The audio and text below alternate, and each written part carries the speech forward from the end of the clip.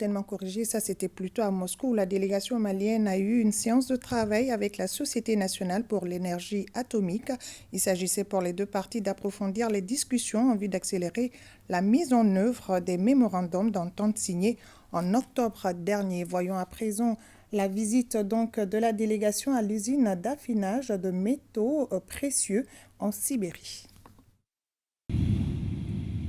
À plus de 3000 km à vol d'oiseau de la capitale russe Moscou, un pan de la Sibérie. Ses vastes étendues de terre et surtout son climat réputé glacial en cette période hivernale. Ici, nous sommes à Krasnoyarsk et pour la délégation malienne conduite par le ministre de l'économie et des finances, la cinquième ville de Sibérie valait bien le détour puisqu'elle abrite la plus importante usine d'affinage de la Fédération de Russie.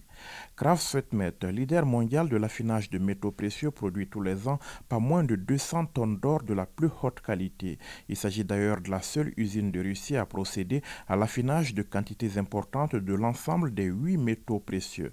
C'est avec ce leader mondial du secteur que notre pays, à travers un mémorandum d'entente, a établi un cadre de collaboration devant aboutir à la construction au Mali d'une usine d'affinage. Je rappelle qu'en octobre, nous étions donc venus sur l'instruction du plan de la transition et nous avons eu des discussions avec la société Krasvetmet, des discussions qui ont été conclues par un mémorandum qui avait pour objectif d'apporter à notre pays un appui technologique et l'ingénierie industrielle dans le cadre de la création d'une usine d'affinage de l'or.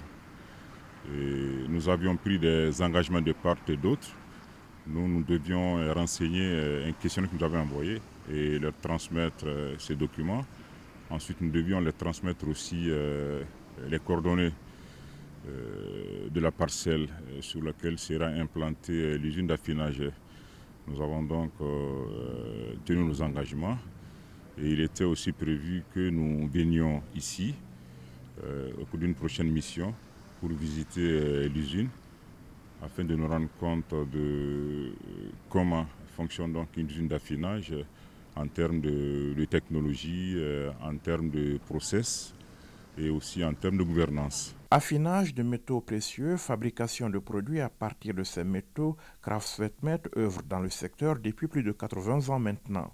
Justement, dans ces ateliers, l'or se décline dans toutes ses dimensions, de la réception de la matière première au coffre-fort en passant par la fonte et le coulage des lingots d'or.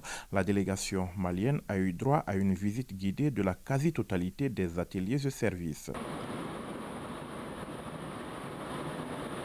Une visite de laquelle les membres du gouvernement sortent pleinement satisfaits. Nous avons vu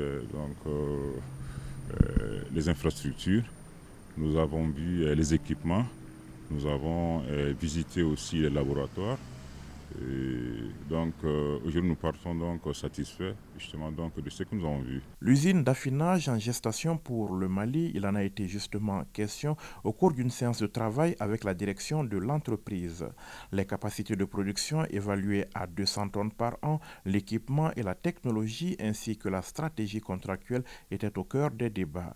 Justement nous sommes tombés d'accord que très rapidement ils doivent nous envoyer l'étude de faisabilité avec toutes les propositions contenues dans le mémorandum.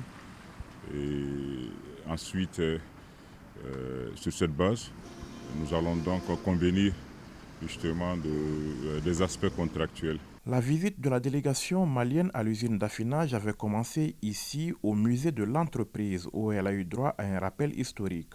On retiendra notamment cette fièvre de l'or que la zone a connue au XIXe siècle et qui n'est pas étrangère à l'actuelle vocation de la région de Krasnoyarsk, propriétaire à 100% des actions de son usine.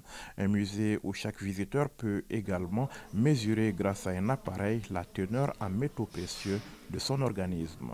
Félicitations, vous êtes de l'or. Et vos familiales.